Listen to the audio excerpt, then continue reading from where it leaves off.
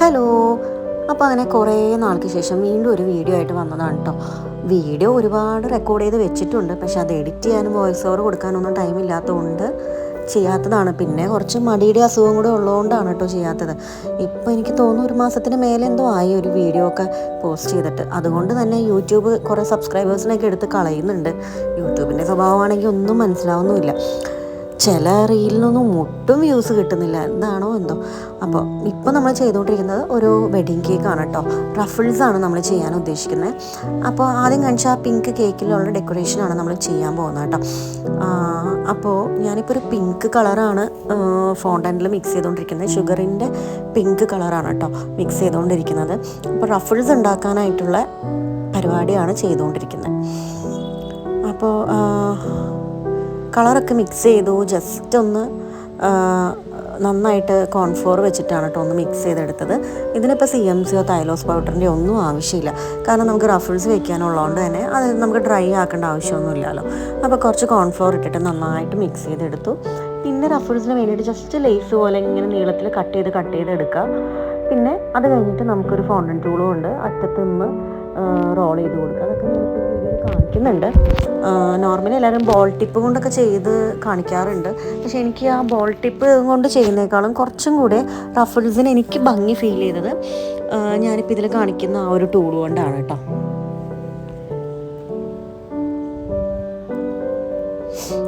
അപ്പോൾ ഇതിനിപ്പോൾ ഞാൻ വലിയ അളവോ കാര്യങ്ങളോ ഒന്നും നോക്കുന്നില്ല. ഞാൻ ജസ്റ്റ് ഇങ്ങനെ കട്ട് ചെയ്ത് എടുക്കുവാണ് കേട്ടോ. കാരണം നമുക്ക് ഇപ്പോൾ നീട്ടം കുറഞ്ഞാലും കൂടിയാലും ഒന്നും അങ്ങനെ പ്രോബ്ലം ഇല്ല. നമുക്ക് അതനുസരിച്ചിട്ട് വെച്ച് കൊടുക്കാൻ പറ്റും. പിന്നെ കേക്കിൻ്റെ ബാക്ക് സൈഡിലായിട്ടാണെങ്കിലും ഞാൻ കുറച്ച് സ്പേസ് വിടും, കാരണം കട്ട് ചെയ്യാൻ വേണ്ടിയിട്ട് എളുപ്പത്തിന്. അതല്ലെങ്കിൽ അവർ ബാക്കിൽ നിന്ന് കട്ട് ചെയ്യുമ്പോൾ റഫിൾസും കൂടി ഇങ്ങനെ ഇറങ്ങുമല്ലോ. അപ്പോൾ കുറച്ച് സ്പേസ് ബാക്കിൽ നമ്മൾ വിടുന്നുണ്ട്.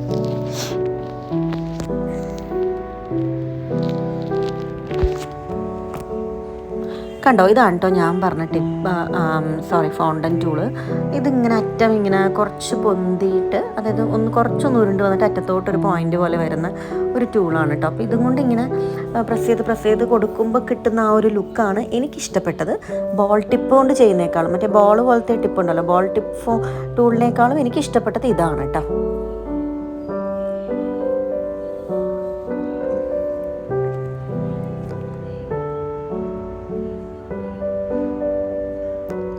അപ്പം ഞാൻ ഈ റഫിൾസ് ഞാൻ ഫുള്ളായിട്ട് ഉണ്ടാക്കി വെച്ചിട്ടൊന്നും അല്ല കേട്ടോ കേക്കിലോട്ട് വെച്ച് സ്റ്റാർട്ട് ചെയ്തത്. ആകെ കൂടെ ഒരു 3 റഫിൾസ് മാത്രം ചെയ്തിട്ടാണ് ഞാൻ കേക്കിലേക്ക് വെച്ച് കൊടുക്കുന്നത്. പിന്നെ ഞാൻ അപ്പം അത് ഉണ്ടാക്കി കേക്കിലേക്ക് അങ്ങ് വെച്ച് കൊടുക്കുമായിരുന്നു. ഒരു കുഴപ്പം ഉണ്ടായിരുന്നില്ല. വിപ്പിംഗ് ക്രീം കേക്കിലാണ് കേട്ടോ ചെയ്തത്. ഞാൻ ക്യാമറയാണ് യൂസ് ചെയ്തത് ക്രീം. ഒരുപാട് നേരം കേക്ക് ഇരുന്നു, കാരണം ക്ലയൻറ്റ് നമ്മുടെ കേക്ക് എടുക്കാനും വന്നപ്പോൾ ഒത്തിരി ലേറ്റായി. ഇവിടെ നിന്ന് ഒരു 1 ഹവറോളം ട്രാവൽ ചെയ്ത് കൊണ്ടുപോകാനും ഉണ്ടായിരുന്നു. പക്ഷേ ഒരു കുഴപ്പമുണ്ടായില്ല. ഇതുപോലെ തന്നെ അവിടെ എത്തി കേട്ടോ കേക്ക്.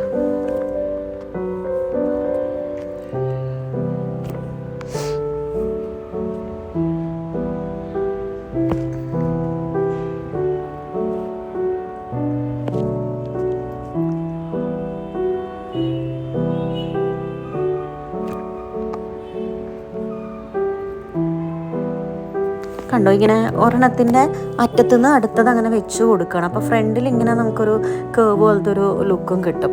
അപ്പോൾ അങ്ങനെ വെച്ച് കൊടുക്കണം. അപ്പോൾ അതുകൊണ്ട് തന്നെ ഇതിപ്പോൾ നമ്മൾ നേരത്തെ ഉണ്ടാക്കി വെക്കണം എന്നോ അങ്ങനെയൊന്നുമില്ല. നമുക്ക് ഡയറക്റ്റായിട്ട് ഇത് ഉണ്ടാക്കി ഡയറക്റ്റായിട്ട് കേക്കിലേക്ക് വെക്കാനും പറ്റും. പക്ഷേ എൻ്റെ കേക്ക് നന്നായിട്ട് സെറ്റ് ആയിട്ടുണ്ട് കേട്ടോ. ഉള്ളിലെ വിപ്പിംഗ് ക്രീം കേക്ക് ഞാൻ വിപ്പിംഗ് ക്രീമിൽ അത് ഫ്രോസ്റ്റിംഗ് ചെയ്ത് എനിക്ക് തോന്നുന്നു ഓവർനൈറ്റ് വെച്ചിട്ടാണ് ഞാൻ ഈ വർക്ക് ചെയ്യുന്നത്. ഇപ്പോൾ ചെയ്തിട്ട് കുറച്ചായി, വീഡിയോ എടുത്ത് വെച്ചിട്ടും കുറച്ചായി. എനിക്കിപ്പോഴാണ് ഇത് എഡിറ്റ് ചെയ്യാനൊക്കെ ഒരു സമയം കിട്ടിയത്.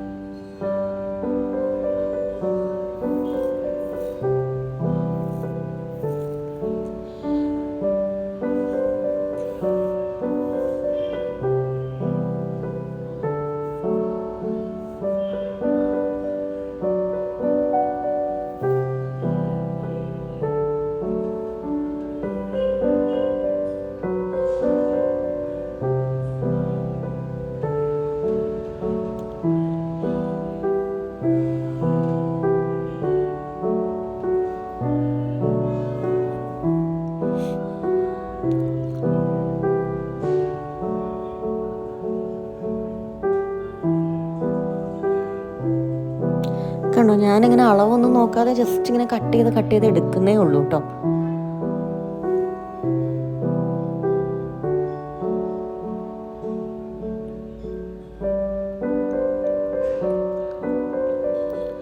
അത്ര കട്ടിയുള്ള ഒരു ലെയർ അല്ല കേട്ടോ, തിൻ ലെയറായിട്ട് തന്നെയാണ് ഫോണ്ടൻറ്റ് റോൾ ചെയ്തെടുത്തത്.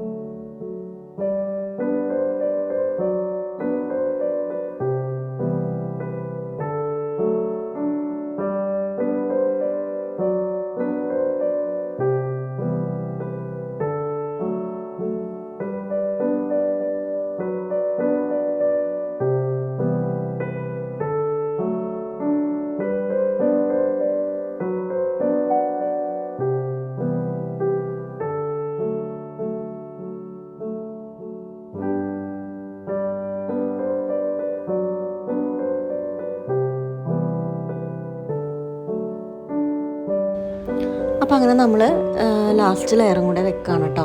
ബാക്കിയെല്ലാം ആ സെയിം പ്രോസസ്സിൽ തന്നെയാണ് നമ്മൾ ചെയ്ത് വെച്ചത്. ലാസ്റ്റ് നമ്മൾ കുറച്ച് വീതി കൂടുതലായിട്ടെടുത്തു, അപ്പോൾ അതും കൂടെ വെക്കുകയാണ്.